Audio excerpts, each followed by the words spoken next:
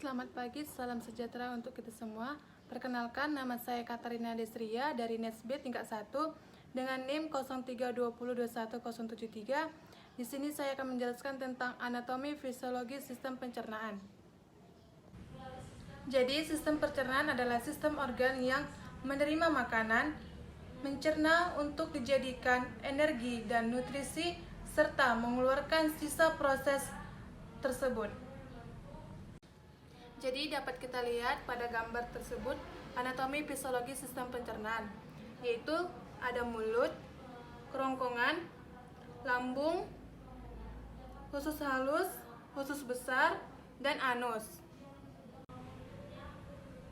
Adapun fungsi utama dari sistem pencernaan ini adalah untuk menyediakan makanan, air, dan elektrolit bagi tubuh dan nutrisi yang dicerna sehingga siap diabsorpsi. Pencernaan berlangsung secara mekanik dan kimia dan meliputi proses yang diantaranya adalah yang pertama ingesti, yaitu masuknya makanan ke dalam mulut.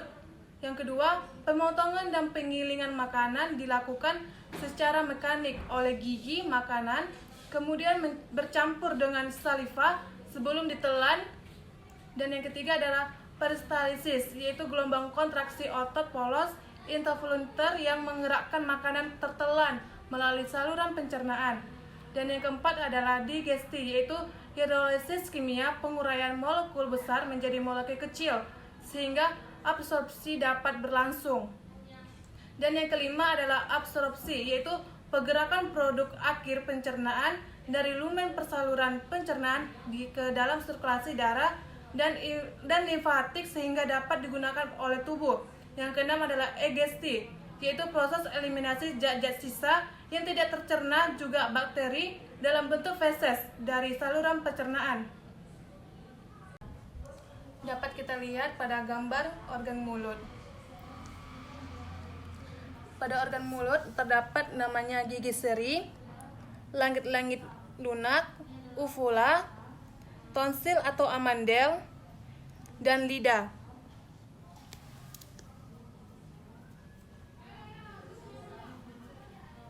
Mulut adalah awal dari saluran pencernaan.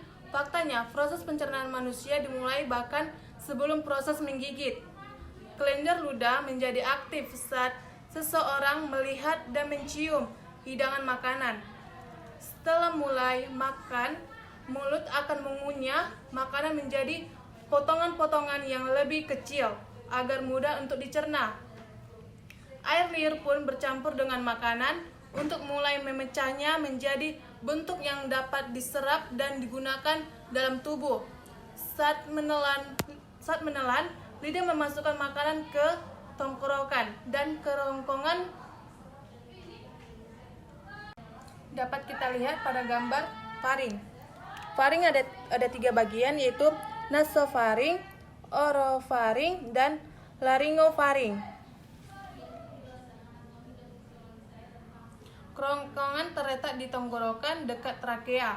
Kerongkongan akan menerima makanan dari mulut saat proses menelan epiglotis. Ada lipatan kecil yang terdapat di kerongkongan saat seseorang menelan untuk mencegah kejadian tersedak ketika makanan masuk ke kerongkongan.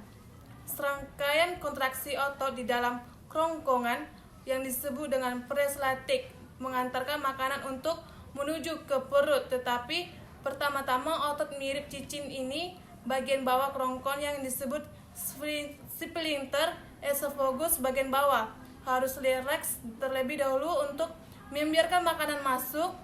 Sphincter kemudian berkontraksi dan mencegah isi perut mengalir kembali ke kerongkongan.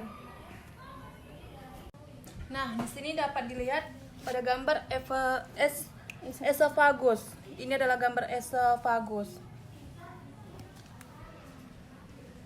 Kerongkongan atau esophagus adalah tabung berotot pada vertebrata yang dilalui sewaktu makanan mengalir dari bagian mulut ke dalam lambung. Kerongkongan adalah saluran yang panjangnya sekitar 25 cm dan berfungsi untuk menyalurkan makanan dan minuman dari mulut ke dalam lambung. Esophagus dibagi menjadi tiga bagian, yaitu bagian superior sebagian besar adalah otot rangka, bagian tengah campuran otot rangka dan otot halus, serta bagian inferior, terutama terdiri dari otot halus. Nah, ini adalah bagian dari lambung pada manusia, yaitu fundus, kardiak, rugae, seroasa, mukosa, bilarus, dan atrium. Lambung merupakan organ otot berongga yang besar yang terdiri dari 3 bagian, yaitu kardia, fundus, dan atrium. Lambung berfungsi sebagai gudang makanan yang berkontraksi secara ritmik untuk mencampur makanan dengan enzim. Sel-sel yang melapisi lambung menghasilkan 3 zat penting. Yang pertama, lendir. Lendir melindungi sel-sel lambung dari kerusakan oleh asam lambung. Setiap kelainan pada lapisan lendir ini bisa menyebabkan kerusakan yang mengarah kepada terbentuknya tukak lambung. Yang selanjutnya adalah asam klorida. Asam klorida menciptakan suasana yang sangat asam yang diperlukan oleh pepsin guna mencegah protein. Keasaman lambung yang tinggi juga berperan sebagai penghalang terhadap infeksi dengan cara membunuh berbagai bakteri. Prekusor pepsin enzim yang memecahkan protein. Selanjutnya, usus halus. Usus halus terbagi jadi 3, yaitu duodendum, jejodendum, dan ileum.